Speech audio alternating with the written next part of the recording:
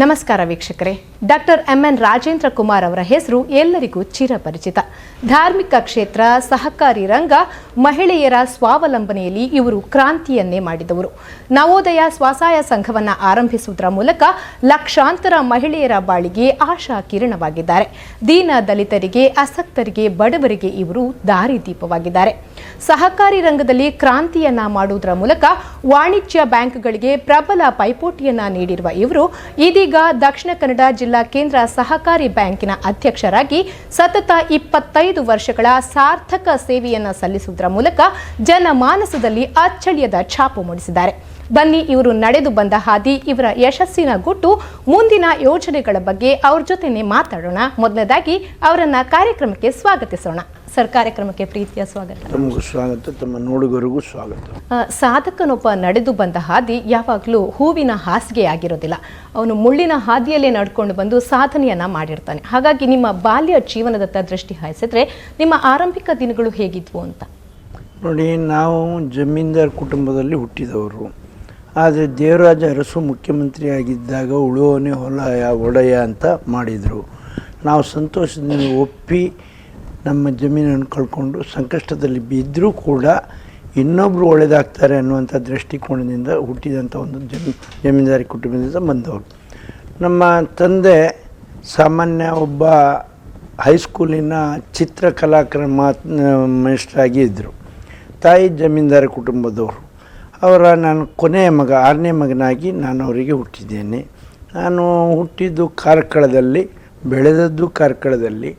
ಮತ್ತು ನಾನು ನನ್ನ ವಿದ್ಯಾಭ್ಯಾಸ ಮೆಟ್ರಿಕ್ಯುಲೇಷನ್, ಆವಾಗ ಮೆಟ್ರಿಕ್ಯುಲೇಷನ್ ಅಂತ ಹೇಳ್ತಿದ್ರು, ಮಾಡಿದ್ದು ಕಾರ್ಕಳದ ಬೋರ್ಡ್ ಹೈಸ್ಕೂಲ್ನಲ್ಲಿ. ಆನಂತರ ನಾನು ನನ್ನ ಅಕ್ಕನ ಮನೆಗೆ ಹೋಗಿದ್ದೆ ಕೋಲ್ಹಾಪುರಕ್ಕೆ.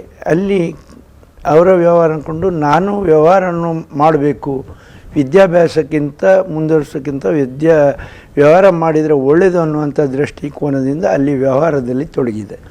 ಪುನಃ ಊರಿಗೆ ಬಂದಾಗ ನಮ್ಮ ಊರಿದ್ದೇ ಆದಂಥ ವಾರಂಗ ಸೇವಾ ಸಹಕಾರಿ ಬ್ಯಾಂಕಿನಲ್ಲಿ ಅಲ್ಲಿನ ವ್ಯವಸ್ಥೆಯನ್ನು ಕಂಡು ಇದು ಯಾಕೆ ವ್ಯವಸ್ಥೆಯನ್ನು ಸುಧಾರಣೆ ಮಾಡಲಿಕ್ಕಾಗೋದಿಲ್ಲ, ಒಂದು ಗೋಡೌನ್ನಲ್ಲಿ 4 ಚೇರ್ ಹಾಕ್ಕೊಂಡು ಆ ಚೇರ್ ಹಾಕ್ಕೊಂಡು ಅದರಲ್ಲಿ ವ್ಯವಹಾರವನ್ನು ಮಾಡುವಂಥ ದಿವಸ ಇತ್ತು. ಭಾಳ ಹಿಂದೆ, ಇದು 45 ವರ್ಷಗಳ ಹಿಂದೆ. ಇದು ಸಹಕಾರಿ ಕ್ಷೇತ್ರದಲ್ಲಿ ತಪ್ಪು, ನಮ್ಮ ಗ್ರಾಹಕರನ್ನು ಯಾಕೆ ನಾವು ಒಳ್ಳೆ ರೀತಿಯಲ್ಲಿ ನೋಡಲಿಕ್ಕಾಗೋದಿಲ್ಲ ಅನ್ನುವಂಥ ಚಿಂತನೆ ನನ್ನಲ್ಲಿ ಆವಾಗ ಮೂಡಿ ಬಂತು. ಆನಂತರ ನಾನು ಮಡಿಕೇರಿಯಲ್ಲಿರುವಂಥ ಒಂದು GDC ಅನ್ನುವಂಥ ಒಂದು ಟ್ರೈನಿಂಗಿಗೆ ಹೋದೆ. ಅಲ್ಲಿ ಕೂಡ ನನಗೆ ಗಣಿತದಲ್ಲಿ 100ಕ್ಕೆ 100ರಷ್ಟು ಮಾರ್ಕ್ಸ್ ಸಿಕ್ತು. ಬ್ಯಾಲೆನ್ಸ್ ಶೀಟ್ ಮಾಡೋದು, ಇನ್ನೊಂದು ಟ್ರೇಡಿಂಗ್ ಅಕೌಂಟ್ ಎಲ್ಲ, ಇದು ನನ್ನ ಕರಗಲಾತನವಾಗಿ ಬಂದಂಥ ಕಲೆಗಳು. ಹಾಗಾಗಿ ನನಗೇನು ದೊಡ್ಡದಾಗಲಿಲ್ಲ. GDC ಆಗಿ ಬಂದ ಕೂಡಲೇ ನನಗೆ ಇಲ್ಲಿ DCC ಬ್ಯಾಂಕ್ನಲ್ಲಿ ನಾರಾಯಣ ನಾಯಕರು ಅನ್ನುವಂಥ ಒಳ್ಳೆಯ ಒಬ್ಬ ಅಧ್ಯಕ್ಷರು ಇದ್ದರು. ಅವರು ಕರೆದ್ರು, ಹೇಳಿದ್ರು, ನೀನು ಈ ಬ್ಯಾಂಕ್ನಲ್ಲಿ ಸ್ವಲ್ಪ ಕೆಲಸ ಮಾಡು ಅಂತ ಹೇಳಿದರು. ನಾನು ಹೇಳಿದೆ, ಪೂರ್ತಿ ನನ್ನ ಜೀವನ ಇದರಲ್ಲಿ ಕಳೆಯೋದಿಲ್ಲ, ಆದರೆ ತಮ್ಮ ಮಾತಿಗೆ ಗೌರವ ಕೊಟ್ಟು ಇಲ್ಲಿ ಕೆಲಸ ಮಾಡ್ತೇನೆ ಅನ್ನುವಂಥದ್ದನ್ನು ಹೇಳಿ ಒಪ್ಪಿ ಇಲ್ಲಿ ಕೆಲಸ ಮಾಡಿದೆ. ಆ ಕೆಲಸ ಮಾಡುವಂಥ ಸಮಯದಲ್ಲಿ ಸಿಂಡಿಕೇಟ್ ಬ್ಯಾಂಕಿನಲ್ಲಿ ಒಬ್ಬ ಬೆಳ್ಳಿರಾಯರು ಅನ್ನುವಂಥ ಒಬ್ಬರು ಅಧಿಕಾರಿ ಇದ್ದರು, ಕೃಷಿ ಫೈನಾನ್ಸಿಗೆ. ಅವರು ನನ್ನನ್ನು ಕರೆಸಿ ಹೇಳಿದರು, ನೀನು ಸಿಂಡಿಕೇಟ್ ಬ್ಯಾಂಕ್ನಲ್ಲಿ ಕೆಲಸ ಮಾಡು ಅಂತ ಹೇಳಿದರು.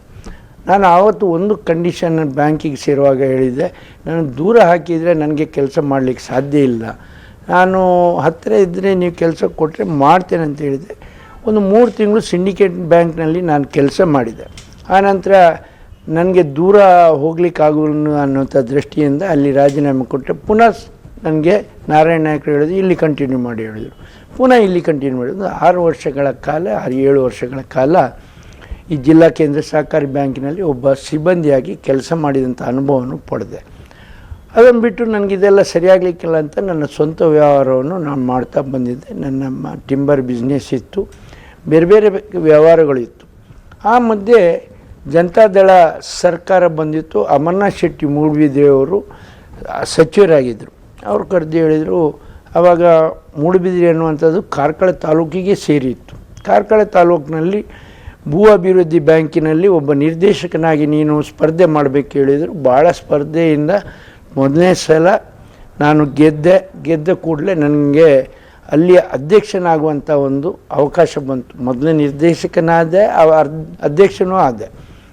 ಆ ಸಮಯದಲ್ಲಿ ಸಹಕಾರಿ ರಂಗದಲ್ಲಿ ಒಂದು ಕಾಯ್ದೆ ಇತ್ತು, 3 ವರ್ಷಗಳಿಂದ ಒಬ್ಬ ಯಾವ್ಯಾವನೇ ವ್ಯಕ್ತಿ ಒಂದೇ ಸಂಘದಲ್ಲಿ ಅಧ್ಯಕ್ಷನಾಗಿರಬಾರ್ದು 3 ವರ್ಷಕ್ಕಿಂತ ಮಿಗಿಲಾಗಿ ಅಂತು. ನಾನು 3 ವರ್ಷಗಳ ಕಾಲ ಅಲ್ಲಿ ಭೂ ಅಭಿವೃದ್ಧಿ ಬ್ಯಾಂಕ್ನಲ್ಲಿ ಅಧ್ಯಕ್ಷನಾಗಿ ಸೇವೆ ಮಾಡಿದೆ. ಆ ನಂತರ ನನಗೆ ಅಲ್ಲೇ ಇರುವಂಥ ತಾಲೂಕು ಮಾರ್ಕೆಟಿಂಗ್ ಸೊಸೈಟಿ ಅನ್ನುವಂಥ ಸೊಸೈಟಿಯಲ್ಲಿ ನಾನು ಅಧ್ಯಕ್ಷನಾಗಿ ಅಲ್ಲಿಯೂ ಪ್ರಥಮ ಸಲನೇ ಅಧ್ಯಕ್ಷನಾದೆ. ಅಂಥ ಸಮಯದಲ್ಲಿ ನನಗೆ ಜಿಲ್ಲಾ ಕೇಂದ್ರ ಸಹಕಾರಿ ಬ್ಯಾಂಕಿಗೆ ಸ್ಪರ್ಧೆ ಮಾಡಬೇಕನ್ನುವಂಥ ಒಂದು ಹುಚ್ಚು ನನ್ನಲ್ಲಿ ಮೂಡಿ ಬಂತು. ಅಂದರೆ ಯಾವ ಪಕ್ಷ ಅನ್ನುವಂಥದ್ದಾಗ ರಮಣ ಶೆಟ್ಟಿ ಹೇಳಿದ್ದು, ಆವಾಗ ಇದಕ್ಕೆಲ್ಲ ಪಕ್ಷ ಇಲ್ಲ ಸಹಕಾರಿ ರಂಗದಲ್ಲಿ, ಆದರೂ ನನ್ನ ಪರವಾಗಿ ನಿಲ್ಲಬೇಕು ಹೇಳಿದ್ರು. ನಾನು ನಿಂತೆ. ಅಲ್ಲಿ ನೋಡುವಾಗ ಕಾರ್ಕಳ ತಾಲೂಕಿನಿಂದ ನಾನು ಆ ಪ್ರಾಥಮಿಕ ಸಹಕಾರಿ ಸಂಘಗಳ ಪರವಾಗಿ ಸ್ಪರ್ಧೆ ಮಾಡಿದೆ. ಮೊದಲನೇ ಸಲ ಸ್ಪರ್ಧೆ ಕಾಂಗ್ರೆಸ್ನವರ ಜೊತೆ 20 ಓಟಿದೆ, ನನ್ನ ಹತ್ರ 10 ಇತ್ತು. ಆದರೆ ಗೆದ್ದದ್ದು ನಾನು 25 ಓಟುಗಳನ್ನು ನಾನೇ ಪಡೆದೆ. ಎದುರಿನವರಿಗೆ ಕಮ್ಮಿ ಸಿಕ್ಕಿದ್ದು ಬೇಜಾರಾಯಿತು. ನನ್ನ ಸ್ನೇಹಿತರು ಹೇಮರಾಜ್ರವರು ಎದುರು, ನಾವು ಸ್ನೇಹಿತರು. ಆದರೂ ಕೂಡ ಸ್ಪರ್ಧೆ ಅನ್ನುವಂಥದ್ದು ಸಹಜ ಅಂತ ಹೇಳ್ಕೊಂಡು ನನಗೆ ಇಲ್ಲಿ ಗೆದ್ದು ಪ್ರಥಮ ಸಲ ನಿರ್ದೇಶಕನಾಗಿ ಬಂದೆ. ಆ ಸಮಯದಲ್ಲಿ ಈ ಜಿಲ್ಲಾ ಕೇಂದ್ರ ಸಹಕಾರಿ ಬ್ಯಾಂಕಿನಲ್ಲಿ ಹಿರಿಯ ಸಹಕಾರಿಗಳಾದಂಥ ಉಡುಪಿಯ ಶಂಭು ಶೆಟ್ಟರು ಅನ್ನುವರು ಅಧ್ಯಕ್ಷರಾದರು. ಅವರಿಗೆ ಮೊದಲನೇ ಸಲ ಅಧ್ಯಕ್ಷ ಆಗುವಂಥ ಅವಕಾಶ ಬಂತು. ಆಗ ಕೂಡ 3 ವರ್ಷಕ್ಕಿಂತ ಹೆಚ್ಚು ಕಾಲ ಅವಕಾಶ ಇರಲಿಲ್ಲ ಅಧ್ಯಕ್ಷನಾಗಿ ಪದಾಧಿಕಾರಿಗಳಿಗೆ. 3 ವರ್ಷಗಳ ಕಾಲ ಅವರು ಅಧ್ಯಕ್ಷರಾಗಿದ್ದರು. ಅವರು ಬಿಡುವಂಥ ಸಮಯದಲ್ಲಿ ನನಗೆ ಹೇಳಿದರು, ನೀನು ಮುಂದಿನ ಅಧ್ಯಕ್ಷನಾಗಬೇಕು ಹೇಳಿ.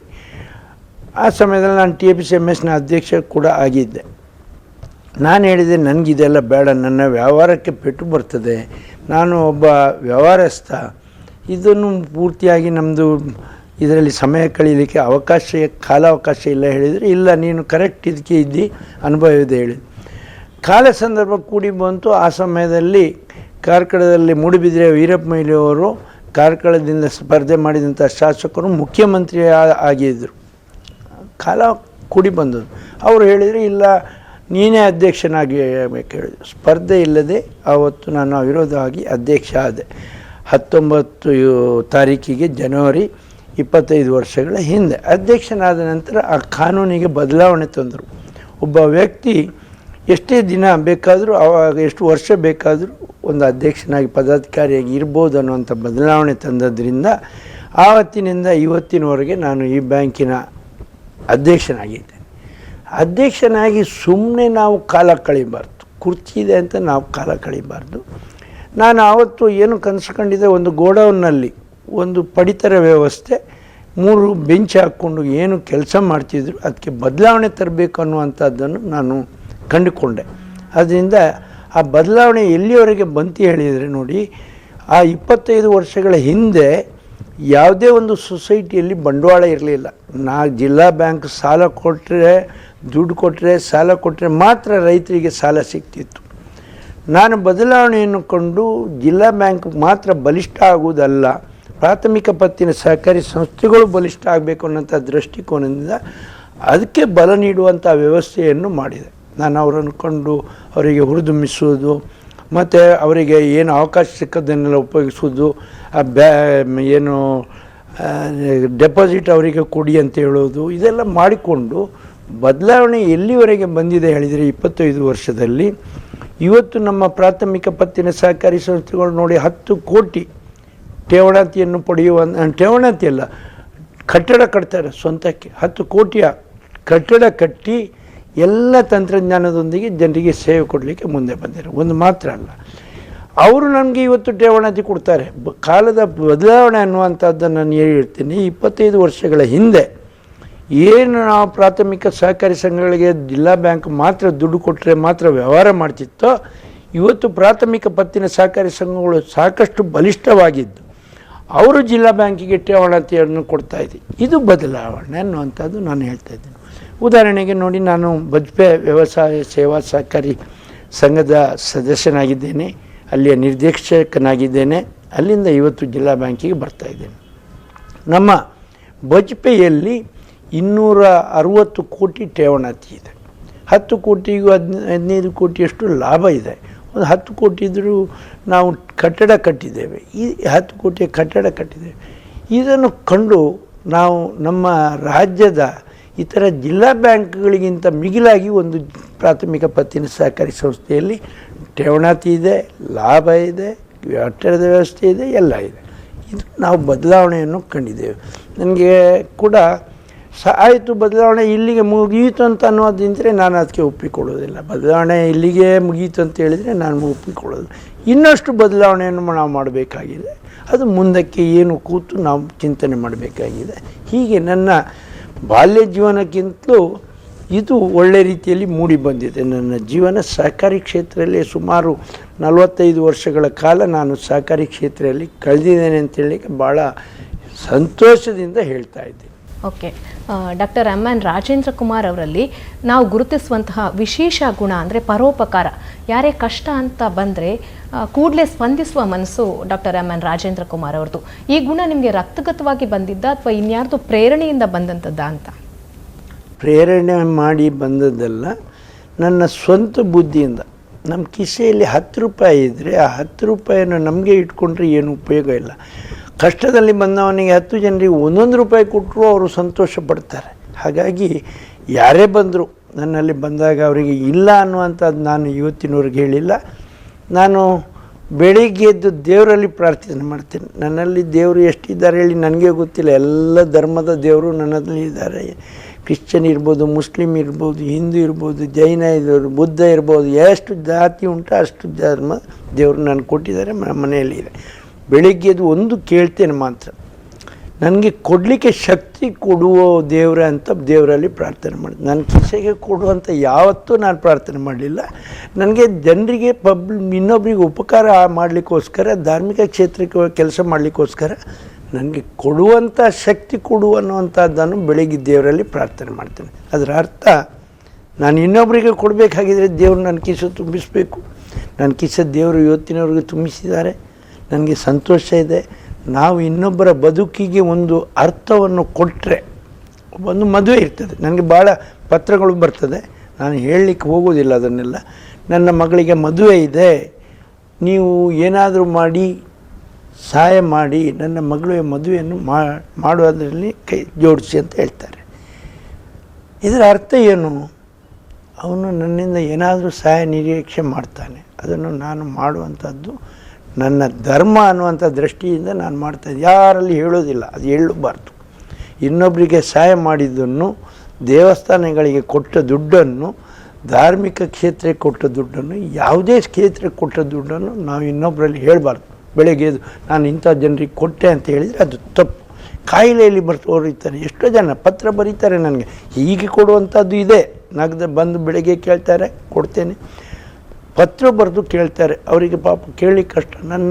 ನನ್ನ ಮಗನ ಕಿಡ್ನಿ ಹೋಗಿದೆ, ಇದು ನಿಮ್ಮ ವಿವೇಚನೆಗೆ ಬಿಟ್ಟದ್ದು, ಇನ್ನು ಮುಂದಿದೆ ಅಂತ. ನನ್ನ ವಿವೇಚನೆ ಏನು? ಅವನ ಕಿಡ್ನಿಗೆ ಏನಾದರೂ ಒಂದು ವೈದ್ಯಕೀಯ ಸೇವೆಯಲ್ಲಿ ಉಳಿಸ್ಕೊಡುವಂಥದ್ದು. ಮಕ್ಕಳು ಹೃದಯ ಕಾಯಿಲೆ ಯಾವುದೇ ಇರ್ಬೋದು, ದಿವಸಕ್ಕೆ ಒಂದಷ್ಟು ಜನ ಬರ್ತಾರೆ.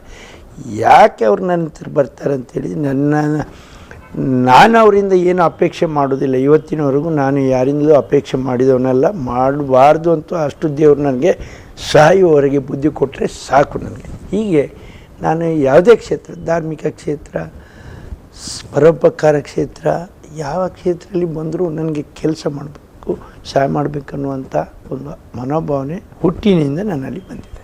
ಓಕೆ, ಸಹಕಾರಿ ರಂಗದತ್ತ ನೀವು ಬರೋದಕ್ಕೆ ಕಾರಣ ಏನು ಅನ್ನೋದನ್ನು ಹೇಳಿದ್ರಿ. ಸಹಕಾರಿ ರಂಗಕ್ಕೆ ನೀವೊಂದು ಸಾಮಾನ್ಯ ಉದ್ಯೋಗಿಯಾಗಿ ಸೇರಿಕೊಂಡವರು ಆರಂಭದಲ್ಲಿ. ಇದೀಗ 25 ವರ್ಷಗಳ ಸುದೀರ್ಘ ಅಧ್ಯಕ್ಷಗಿರಿಯಲ್ಲಿ ಕಾರ್ಯನಿರ್ವಹಿಸಿದ್ದೀರಿ. ಸಹಕಾರಿ ರಂಗದತ್ತ ಎಲ್ಲರೂ ಮುಖ ಮಾಡಿ ನೋಡುವಂತೆ ಮಾಡಿದ್ದೀರಿ. ಯಾವುದೊಂದು ನಿರ್ದಿಷ್ಟ ಗುರಿಯನ್ನು ಇಟ್ಕೊಂಡು ಮುನ್ನುಗ್ಗಿದ್ರಿ ಅಂತ? ನೋಡಿ, ನಾನು ಹೇಳಿದೆ, ನಾನು 45 ವರ್ಷಗಳ ಹಿಂದೆ ಒಂದು ನನ್ನದೇ ವಾರಾಂಗ ಸೇವಾ ಸಹಕಾರಿ ಸಂಘಕ್ಕೆ ಹೋದಾಗ ಅಲ್ಲಿ ಜನರಿಗೆ ಬೇಕಾದಷ್ಟು ಸಾಲ ಕೊಡೋ ವ್ಯವಸ್ಥೆ ಇರಲಿಲ್ಲ.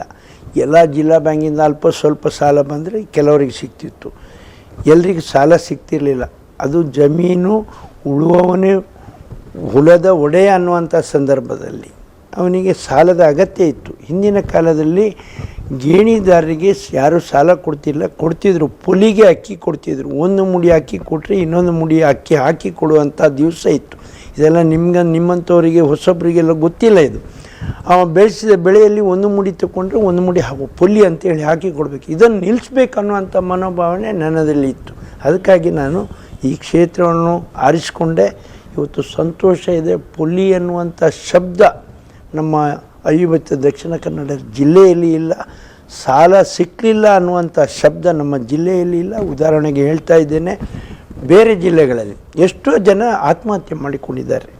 ನೀವು ನಮ್ಮ ಜಿಲ್ಲೆಯಲ್ಲಿ ಒಂದು ಆತ್ಮಹತ್ಯೆ, ಸಾಲ ಸಿಕ್ಕಲಿಲ್ಲ, ಸಾಲ ವಸೂಲಿಗೆ ಕಷ್ಟ ಕೊಟ್ಟರು, ನೋಟಿಸ್ ಕೊಟ್ಟರು, ಮನೆ ಜಪ್ತಿ ಮಾಡಿದರು, ಇದರಿಂದಾಗಿ ರೈತ ಆತ್ಮಹತ್ಯೆ ಮಾಡಿಕೊಂಡಿದ್ದಾನೆ ಅನ್ನುವಂಥದ್ದನ್ನು ನಮಗೆಲ್ಲಿಯಾದರೂ ತೋರಿಸ್ಕೊಡಿ. ಇಲ್ಲ, ಇಡೀ ನಮ್ಮ ಜಿಲ್ಲೆಯಲ್ಲಿ ಒಂದು ಆತ್ಮಹತ್ಯೆ, ರೈತ ಆತ್ಮಹತ್ಯೆ ಪಡ್ಕೊಂಡ ಪ್ರಸಂಗ ಇಲ್ಲ. ಯಾಕೆ ಹೇಳಿದರೆ ನಾವು ಅವನ ಅಗತ್ಯಕ್ಕೆ ತಕ್ಕಂತೆ ಸಾಲ ಕೊಡುವ ಆರ್ಥಿಕ ವ್ಯವಸ್ಥೆಯನ್ನು ಕೊಡುವಂಥ ಶಕ್ತಿ ನಮ್ಮಲ್ಲಿರುವುದರಿಂದ ಮಾತ್ರ ಅಲ್ಲ. ಒಂದು ವೇಳೆ ಬೆಳೆ ನಾಶ ಆಯಿತು, ಬರ ಬಂದಿರ್ಬೋದು, ಆವಾಗ ಅವನ ಸಾಲಕ್ಕೆ ವಸೂಲಿಗೆ ನಾವು ಅವನಿಗೆ ಭಾಳ ಕಷ್ಟ ಕೊಡಲಿಲ್ಲ, ಕಾಲ ಕಟ್ಟು ಅನ್ನೋಂಥ ಪದವನ್ನೇ ಉಪಯೋಗಿಸಲಿಲ್ಲ. ಆ ಸಾಲವನ್ನು ಮಧ್ಯಮಾವಧಿ ಸಾಲ, ದೀರ್ಘಾವಧಿ ಸಾಲ ಮಾಡಬೇಕಾದ್ರೆ ಸರ್ಕಾರದ ಅನುಮತಿ ಬೇಕು, ನಬಾರ್ಡ್ನ ಅನುಮತಿ ಬೇಕು. ಇದು ಸಿಕ್ಕುವುದಿಲ್ಲ ಅಂತೇಳಿ ನಮ್ಗೆ ಗೊತ್ತಿದ್ದಾಗ ನಾನು ಧೈರ್ಯ ಮಾಡಿ ಕಾನೂನನ್ನು ಬದಿಯಲ್ಲಿಟ್ಟು ಅವನು ಪಡೆದಂಥ ಸಾಲವನ್ನು ಮಧ್ಯಮಾವಧಿ ಸಾಲ, ದೀರ್ಘಾವಧಿ ಸಾಲವನ್ನಾಗಿ ಪರಿವರ್ತನೆ ಮಾಡಿ ಅವನಿಗೆ ಪುನಃ ಸಾಲವನ್ನು ಕೊಟ್ಟು ರೈತರನ್ನು ಆತ್ಮಹತ್ಯೆ ಮಾಡದ ರೀತಿಯಲ್ಲಿ ಮಾಡುವಂಥ ಕೆಲಸವನ್ನು ನಾವು ಮಾಡಿದ್ದೇವೆ ಅಂತ ಹೇಳಿಕ್ಕೆ ಭಾಳ ಸಂತೋಷ ಆಗ್ತಾಯಿದೆ. ಬ್ಯಾಂಕಿಂಗ್ ಕ್ಷೇತ್ರದಲ್ಲಿ ಮೊದಲ ಬಾರಿಗೆ ಮೊಬೈಲ್ ಬ್ಯಾಂಕಿಂಗನ್ನು ಆರಂಭಿಸಿದ ಕೀರ್ತಿ ನಿಮಗೆ ಸಲ್ಲುತ್ತೆ. ಈ ಐಡಿಯಾ ನಿಮ್ಗೆ ಬಂದಿದ್ದು ಹೇಗೆ ಅಂತ? ನಾನು ವಿದೇಶದಲ್ಲಿ ಹೋಗಿದ್ದೆ. ನಮಗೆ ವಿದೇಶಕ್ಕೆ ಕಳಿಸ್ತಾ ಇರ್ತಾರೆ, ಸರ್ಕಾರ ಇರ್ಬೋದು, ಬ್ಯಾಂಕಿಂಗ್ ಕ್ಷೇತ್ರ ಇರ್ಬೋದು, ಇನ್ನು ಕಲಿತು ಬಾ ಅಂತ. ನಾವು ಕಲಿತು ಬರೋದು ಹೇಳಿದರೆ ತಿರುಗಿ ಬರೋದು. ಆದರೆ ನಾನು ಹೋದ ಸಮಯದಲ್ಲಿ ಎಲ್ಲೇ ಹೋಗಲಿ ನಾನು ಬ್ಯಾಂಕ್ಗಳನ್ನು ನೋಡ್ತೇನೆ, ನಮಗೆ ವಿಸಿಟ್ ಮಾಡಲಿಕ್ಕೆ ಅವಕಾಶ ಮಾಡಿಕೊಡ್ತಾರೆ. ಅವರಲ್ಲಿ ಏನು ವಿಶೇಷತೆ ಇದೆ ಅದನ್ನು ನಮ್ಮ ದೇಶದಲ್ಲಿ ಯಾಕೆ ಅಳವಡಿಸ್ಕೊಳ್ಳಿಕ್ಕಾಗೋದಿಲ್ಲ ಅನ್ನುವಂಥ ಚಿಂತನೆಯನ್ನು ಮಾಡಿದೆ. ಹೋದಾಗ ಒಂದು ಕಡೆ ಯಾವ ದೇಶ ಅಂತ ನೆನಪಿಲ್ಲ ನನಗೆ, ನ್ಯೂಜಿಲ್ಯಾಂಡ್, ಆಸ್ಟ್ರೇಲಿಯಾ ಅಂತ. ಅಲ್ಲಿ ಒಂದು ವಾಹನದಲ್ಲಿ ಒಂದು 5 ಜನ ಕೂತ್ಕೊಂಡು ಹೋಗ್ತಿದ್ರು. ಹೊರಗಡೆ ಬೋರ್ಡ್ ಇತ್ತು ಅದರಲ್ಲಿ, ಇಂಥ ಬ್ಯಾಂಕ್ ಅಂತೇಳಿ. ಅವರು ಒಂದೊಂದು ಹಳ್ಳಿಯಲ್ಲಿ, ನಮ್ಮಷ್ಟು ಜನಸಂಖ್ಯೆ ಆ ದೇಶಗಳಲ್ಲಿ ಇಲ್ಲ, ಆದರೂ ಕೂಡ ಹೋಗಿಕೊಂಡು ಅವರು ಸೇವೆ ಮಾಡ್ತಿದ್ರು. ನಾನು ಹೇಳಿದೆ, ಇದನ್ನು ನಮ್ಮ ದೇಶದಲ್ಲಿ ಯಾಕೆ ಅಳವಡಿಸ್ಕೊಳ್ಳಿಕ್ಕಾಗೋದಿಲ್ಲ? 1948ನೇ ಇಸ್ವಿಯಲ್ಲಿ ಯಾವುದೋ ಒಂದು ದೇಶದಲ್ಲಿ ಇದು ಇತ್ತು.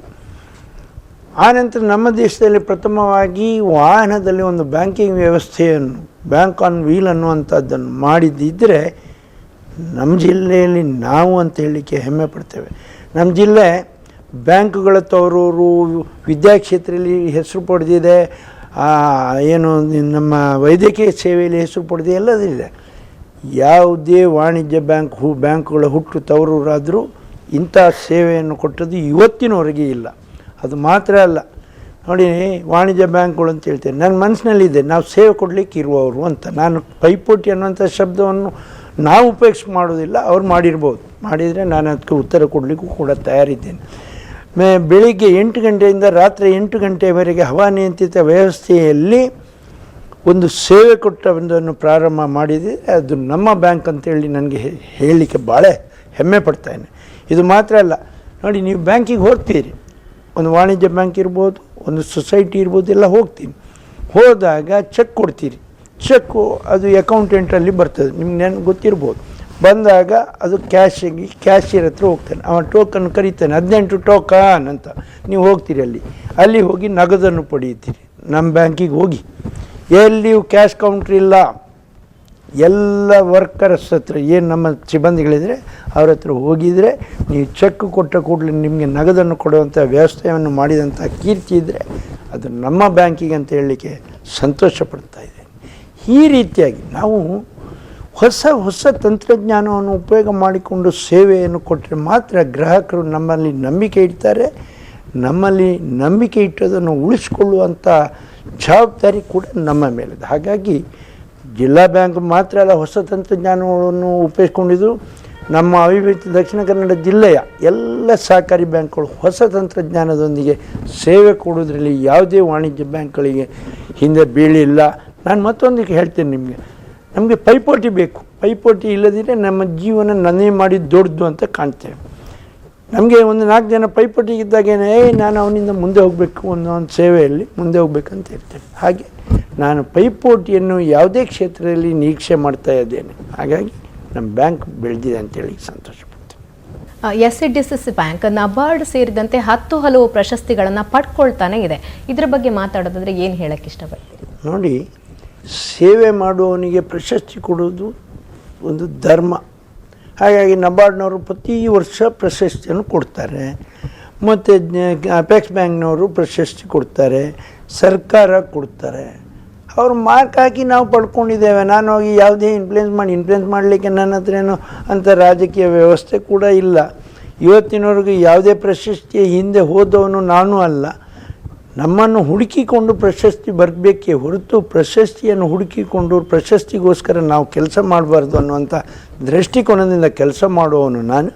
ಆ ಪ್ರಶಸ್ತಿ ನಮ್ಮನ್ನು ಮಾಡಿದ ಕೆಲಸಕ್ಕೆ ನಮ್ಮನ್ನು ಹುಡುಕಿಕೊಂಡು ಬರ್ತದೆ. ಹಾಗಾಗಿ ನಮ್ಮ ಸೇವೆ, ನಾವು ಮಾಡಿದ ಕೆಲಸ ಒಳ್ಳೆಯದಿರುವುದರಿಂದ ನಬಾರ್ಡ್ ಸದಾ ನಿರಂತರವಾಗಿ ನಮಗೆ ಪ್ರಶಸ್ತಿಯನ್ನು ಕೊಟ್ಟಿದೆ.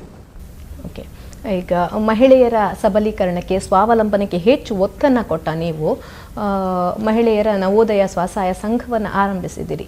ಒಟ್ಟು ಎಷ್ಟು ಗುಂಪುಗಳಿವೆ, ಇದರಲ್ಲಿ ಎಷ್ಟು ಸಿಬ್ಬಂದಿಗಳಿದ್ದಾರೆ, ಮತ್ತು ಇದನ್ನು ಬೇರೆ ಜಿಲ್ಲೆಗಳಿಗೂ ವಿಸ್ತರಿಸುವ ಪ್ಲ್ಯಾನ್ ಇದೆಯಾ, ಹೇಗೆ ಅಂತ? ನೋಡಿ, ನಾನು 1999ರಲ್ಲಿ ನಾನು ಅದರ ಮೊದಲು 5 ವರ್ಷ ಇದರ ಬ್ಯಾಂಕಿನ ಅಧ್ಯಕ್ಷನಾಗಿದೆ. ನಾನು ಯಾವುದೇ ಹಳ್ಳಿಯಲ್ಲಿ ಹೋದಾಗ ಆವಾಗ ನಮ್ಮ ಸಭೆಗೆ ಪುರುಷರು ಮಾತ್ರ ಬರ್ತಿದ್ದರು, ಮಹಿಳೆಯರು ಬರ್ತಿಲ್ಲ. ಯಾವ ಮಹಿಳೆ ಕೂಡ ಮನೆ ಬಿಟ್ಟು ಬರೋದಿಲ್ಲ. ಆವಾಗ ಗಂಡಸರ ದರ್ಬಾರ್, ಏನು ಪುರುಷರ ದರ್ಬಾರ್ ನಂದು ಇರ್ಬೋದು, ಅದರಲ್ಲಿ ಇನ್ಕ್ಲೂಡಿಂಗ್ ನನ್ನ ದರ್ಬಾರ್ ಇರ್ಬೋದು, ಮಹಿಳೆಯರು ಯಾವುದೇ ಸಭೆಗೆ ಬರ್ತಿಲ್ಲ. ನಾನು ಆಲೋಚನೆ ಮಾಡಿದೆ, ನಾವೆಲ್ಲ ಹೇಳ್ತೇವೆ ಮಹಿಳೆಯರು ನಮ್ಮ ಮಾತೆಯರು, ತಂಗಿಯರು, ತಂದೆಯರು ಮತ್ತು ಪುರುಷ ಸಮಾನವಾದಂಥ ದೇಶ, ಅದೆಲ್ಲ ಹೇಳ್ತೇವೆ. ಯಾರು ಮಹಿಳೆಯರಿಗೆ ಮುಂದೆ ಬರಲಿಕ್ಕೆ ಬಿಡೋದಿಲ್ಲ ನನ್ನ ದೃಷ್ಟಿಯಲ್ಲಿ. ಆವಾಗ ನಾನು ಕಂಡೆ, ಈ ಮಹಿಳೆಯರನ್ನು ಯಾಕೆ ನಮ್ಮ ಸಮಾಜದ ಮುಖ್ಯ ವಾಹಿನಿಯಲ್ಲಿ ನಮ್ಮಂತೆ ತರಬಾರ್ದು ಅನ್ನೋಂಥ ದೃಷ್ಟಿಕೋನದಿಂದ 1999ರಲ್ಲಿ ನಾನು ಧರ್ಮಸ್ಥಳದ ವೀರೇಂದ್ರ ಹೆಗ್ಗಡೆ ಅವರಲ್ಲಿ ಸೀದಾ ಹೋಗಿ ಕೂತ್ಕೊಂಡು ಕೇಳಿದೆ, ಹೀಗೆ ನನ್ನ ಆಲೋಚನೆ ಇದೆ ಅಂತ. ಅದಕ್ಕೆ ಹೇಳೋದು, ತಲೆ ಮೇಲೆ ಕೈ ಇಟ್ಟು ಹೇಳಿದ್ರು, ನೀನು ಹೋಗು, ಮಾಡು, ನಿನಗೆ ಶಕ್ತಿ ಇದೆ, ಇಡೀ ಜಿಲ್ಲೆಯಲ್ಲಿ ಮಾಡು ಅಂತ ಹೇಳಿದರು. ನಾನು 2 ಜಿಲ್ಲೆಯನ್ನು ಆರಿಸ್ಕೊಂಡು 2 ಜಿಲ್ಲೆಯಲ್ಲಿ ಅದಕ್ಕೊಂದು ಹೆಸರು ಇಡಬೇಕು, ಏನಪ್ಪ ಅಂತ ನೋಡಿದೆ. ನವೋದಯ ಅಂತೇಳಿ ಜೀವನದಲ್ಲಿ ಹೊಸತನವನ್ನು ನೀಡುವುದೇ ನವೋದಯ. ಹಾಗಾಗಿ ನಾವು ಅಲ್ಲಿ ಹೋಗಿ ನವೋದಯನ್ನು 1999ರಲ್ಲಿ ಪ್ರಾರಂಭ ಮಾಡಿ ಮಹಿಳೆಯರಿಗೋಸ್ಕರಲೇ ಮಾಡಿದ್ದು. ಆದರೆ ಪುರುಷರನ್ನು ಬಿಟ್ಟರೆ ನನಗೆ ಪುರುಷರು ಬಿಡಲಿಕ್ಕಿಲ್ಲ. ಹಾಗಾಗಿ ಇಬ್ಬರನ್ನು ತಗೊಂಡಿದ್ದೇವೆ. ಪುರುಷರು ಕಮ್ಮಿ ಬರ್ತಾರೆ, ಮಹಿಳೆಯರು ಜಾಸ್ತಿ. 99ರಲ್ಲಿ ಪ್ರಾರಂಭ ಮಾಡಿ 2 ಜಿಲ್ಲೆಯಲ್ಲಿ ಪ್ರಾರಂಭ ಮಾಡಿದೆ.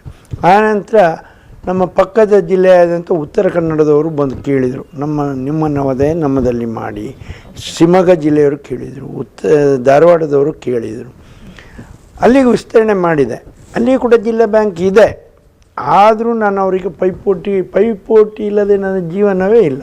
ಪೈಪೋಟಿ ಕೊಟ್ಟು ಅಲ್ಲಿ ಕೂಡ ನವೋದಯನ್ನು ಪ್ರಾರಂಭ ಮಾಡಿದೆ. ಇದರ ನಂತರ ಮುಂದಕ್ಕೆ ನನಗೆ ಹೋಗಲಿಕ್ಕೆ ಆಗಲಿಲ್ಲ. ಯಾಕೆ ಹೇಳಿದರೆ, ನನ್ನದನ್ನು ಬಿಟ್ಟು ನಾನು ಮುಂದೆ ಹೋಗಲಿಕ್ಕೆ ಆಗೋದಿಲ್ಲ. ಎಷ್ಟು ಜಿಲ್ಲೆಯಲ್ಲಿ ನವೋದಯ ಅನ್ನುವಂಥದ್ದನ್ನು ಪ್ರಾರಂಭ ಮಾಡಿದ್ದೇನೆ. ಸುಮಾರು 5 ಲಕ್ಷ ಅಷ್ಟು ಇರ್ಬೋದು, ನನಗೆ ಕರೆಕ್ಟ್ ಗೊತ್ತಿಲ್ಲ, ಸದಸ್ಯರಿದ್ದಾರೆ. ಅದರಲ್ಲಿ 80% ನೀವು ಮಹಿಳೆಯರು. ನೀವು ಮಹಿಳೆಯರು ನೀವು ಮುಂದೆ ಬಂದರೆ ಸಾಕಾಗೋದಿಲ್ಲ. ಬೇರೆ ಮಹಿಳೆಯರನ್ನು ಮುಂದೆ ಬರುವುದನ್ನು ನೀವು ಅಪೇಕ್ಷೆ ಮಾಡಬೇಕು. ನಾನೀಗ ಏನು ಹೇಳ್ತೇನೆ, ಇಲ್ಲಿ ಹೋದಾಗ ನನಗೆ ನೀವು ಏನು ಕೊಡಬೇಡಿ, ನಿಮ್ಮ ಮಕ್ಕಳಿಗೆ ವಿದ್ಯಾಭ್ಯಾಸ ಕೊಡಿ, ನಿಮ್ಮ ಮಕ್ಕಳನ್ನು ಬೆಳೆಸಿ, ನಿಮ್ಮ ಮಕ್ಕಳನ್ನು ನಾನು ಕೂತ್ಕೊಳ್ಳೋ ವೇದಿಕೆಯಲ್ಲಿ ಕೂತ್ಕೊಳ್ಳೋ ಹಾಗೆ ಮಾಡಿದರೆ ನೀವು ನನಗೆ ಕೊಡುವ ಅದೇ ಕೊಡುಗೆ ಅಂತ ಹೇಳ್ತೇನೆ. ನಾನು ನಿಮ್ಮಿಂದ ಏನು ನಿರೀಕ್ಷೆ ಮಾಡೋದಿಲ್ಲ ಹೇಳ್ತೇನೆ. ಅವರಿಗೆ ಇದೆಲ್ಲ ಗುಂಪು ಹುಟ್ಟುವುದು ಯಾಕೆ ಹೇಳಿದರೆ, ನಾವು ಸಮಾಜದಲ್ಲಿ ನಾವೆಲ್ಲ ಸಮಾನರು ಅನ್ನೋಂಥ ಮಾತನ್ನು ಹೇಳ್ತೇವೆ. ಅದು ಬಾಯಿ ಮಾತಿನಲ್ಲಿ ಹೇಳ್ತೇವೆ.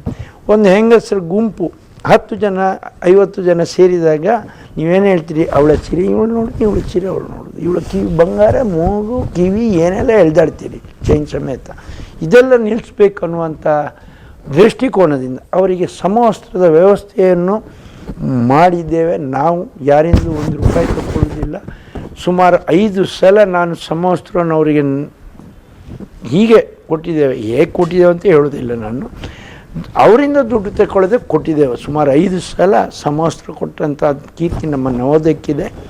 ಇವತ್ತು ಕೂತ್ಕೊಂಡಾಗ ಒಬ್ಬ ಬಡವೆ, ಒಬ್ಬ ಶ್ರೀಮಂತೆ, ಅವಳು ಕೊರಗ, ಇವಳು ಪೂಜಾರಿ, ಇವಳು ಬಂಟ ಅನ್ನುವಂಥದ್ದಿಲ್ಲ. ನಾವೆಲ್ಲರೂ ಸಮಾನರು, ಜಾತಿ ಭೇದ ಇಲ್ಲದೆ ಯಾವುದೇ ಇಲ್ಲದೆ ಕೂತ್ಕೊಳ್ತಾರೆ ನಮ್ಮ ಸಭೆಯಲ್ಲಿ. ಉದಾಹರಣೆಗೋಸ್ಕರ ನೀವು ಜನವರಿ 19ನೇ ತಾರೀಕಿಗೆ ನಮ್ಮ ಕಾರ್ಯಕ್ರಮಕ್ಕೆ ಬನ್ನಿ, ಅಲ್ಲಿ ನೋಡಿ ಯಾವುದೇ ಬೇರೆ ಸಮವಸ್ತ್ರದ ಇಲ್ಲದೆ ಅಂತ ಬರುವಂಥ ವ್ಯವಸ್ಥೆಯನ್ನು ನಾವು ಕಾಣ್ಬೋದು. ಆಗ ಅವರಲ್ಲಿ ಏನು ಕಾಣ್ತದೆ ಹೇಳಿದರೆ, ನಾವು ಬೆಳೀಬೇಕು, ನಮ್ಮ ಜೀವನವನ್ನು ಸ್ವಾವಲಂಬಿ ಜೀವನವನ್ನಾಗಿ ಮಾಡಬೇಕು ಅನ್ನೋಂಥ ದೃಷ್ಟಿಕೋನದಿಂದ ಅವರಿಗೆ ನಾವು ಗುಂಪನ್ನು ಕಟ್ಟಿದ್ದೇವೆ. ನನಗೆ ಅವರಿಗೆಲ್ಲ ಪೂರ್ತಿ ಸ್ವಾವಲಂಬನೆ ಮಾಡಿದ್ದೇನೆ ಅನ್ನುವಂಥದ್ದು ಪೂರ ಹೆಮ್ಮೆ ಕೂಡ, ಹುಮ್ಮಸ್ ಇದು ಇಲ್ಲ. ಇನ್ನೂ ಬೆಳಿಬೇಕು. ಒಂದು ಹಂತಕ್ಕೆ ಬಂದಿದ್ದಾರೆ. ಇವತ್ತು ಪುರುಷರ ಗಂಡ ಅಂತ ಹೇಳೋದಿಲ್ಲ, ಪುರುಷರ ದುಶ್ಚಟಗಳಿಗೆ ಸ್ವಲ್ಪ ಕಡಿವಾಣ ಹಾಕುವಂಥ ಕೆಲಸವನ್ನು ಈ ನಿಮ್ಮಂಥ ಮಹಿಳೆಯರಿಗೆ ಶಕ್ತಿ ಬಂದು ಮಾಡಿದ್ದಾರೆ. ಪುರುಷರ ದುಶ್ಚಟಗಳನ್ನು ಕಮ್ಮಿ ಮಾಡಿ ಹಣವನ್ನು ಉಳಿಸಿ ಮಕ್ಕಳಿಗೆ ವಿದ್ಯಾಭ್ಯಾಸ ಕೊಡೋದನ್ನು ಕೂಡ ಕಲ್ತಿದ್ದಾರೆ.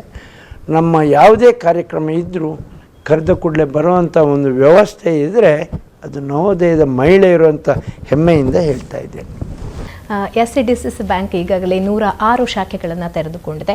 ಮುಂದೆ ಇನ್ನೆಷ್ಟು ಶಾಖೆಗಳನ್ನು ತೆರೆಯೋದರಲ್ಲಿದೆ ಮತ್ತು ಗ್ರಾಹಕರಿಗೆ ಇನ್ನೂ ಹೆಚ್ಚಿನ ಸೌಲಭ್ಯಗಳನ್ನು ಏನು ಕೊಡೋದಕ್ಕೆ ಮುಂದಾಗುತ್ತೆ ಅಂತ ನೋಡಿ, ನಾವು ಶಾಖೆ ತೆರಿತೇವೆ, ನಾವು ಮಾಡ್ತೇವೆ ಅನ್ನುವಂಥದ್ದಲ್ಲ.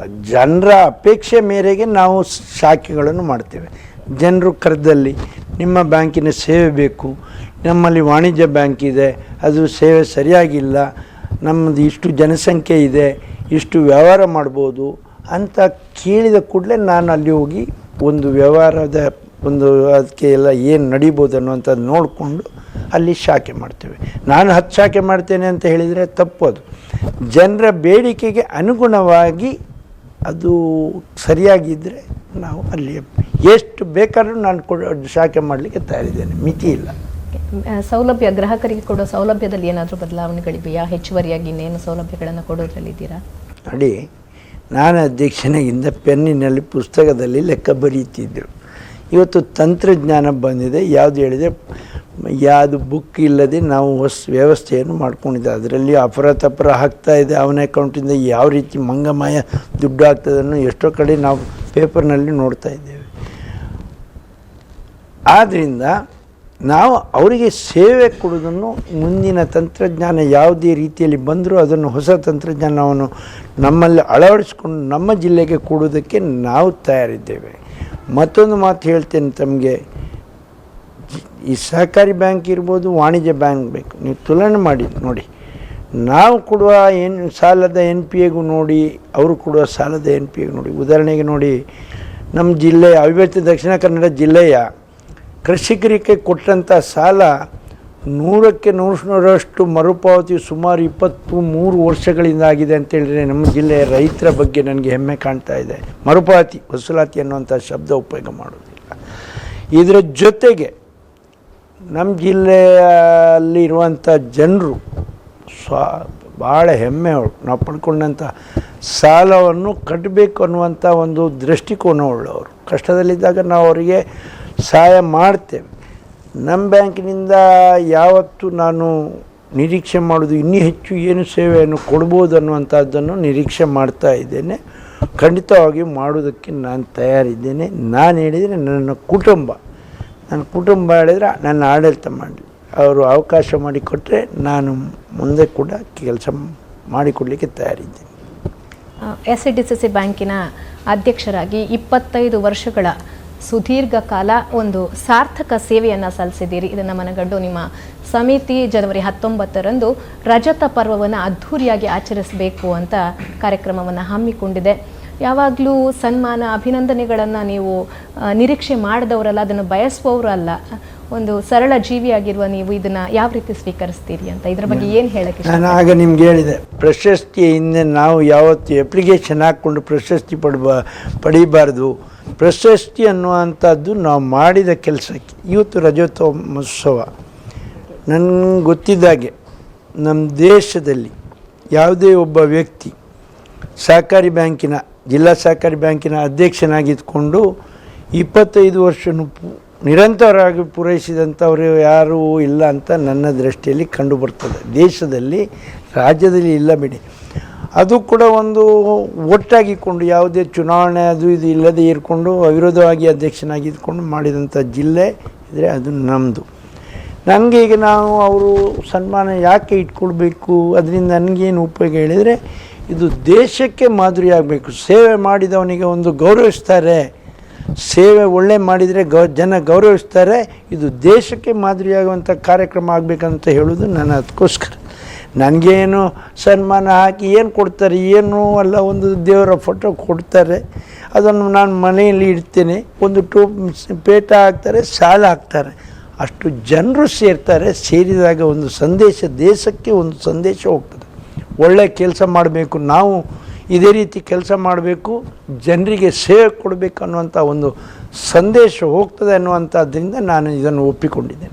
ಪ್ರತಿಯೊಬ್ಬ ಯಶಸ್ವಿ ಪುರುಷನ ಹಿಂದೆ ಒಬ್ಬಳು ಮಹಿಳೆ ಇರ್ತಾಳೆ ಅನ್ನೋದು ಮಾತು. ಹೀಗೆ ನಿಮ್ಮ ಕುಟುಂಬದ ಸಹಕಾರ ನಿಮ್ಮ ಯಶಸ್ಸಿಗೆ ಯಾವ ರೀತಿ ಸಹಕಾರಿಯಾಗಿತ್ತು ಅಂತ? ನೋಡಿ, ನಾನು ಹೆಣ್ಮಕ್ಳನ್ನು ಸ್ವಾವಲಂಬಿಯಾಗಿ ಬೆಳೆಸಬೇಕು ಅನ್ನುವಂಥ ಮಾಡಿದವನು ನಾನು. ನನ್ನ ಕುಟುಂಬದ ಬಗ್ಗೆ ನಾನು ಭಾಳ ಫ್ರೀಯಾಗಿದ್ದೇನೆ. ನನ್ನ ಕುಟುಂಬದವರು, ನನ್ನ ಮಿಸಸ್ ಭಾಳ ನನಗೆ ಸಪೋರ್ಟ್ ಮಾಡಿದ್ದಾರೆ. ಅದೇ ರೀತಿ 3 ಜನ ನನಗೆ ಮಕ್ಕಳಿದ್ದಾರೆ. 2 ಹೆಣ್ಮಕ್ಳು BE ಮುಗಿಸಿ UK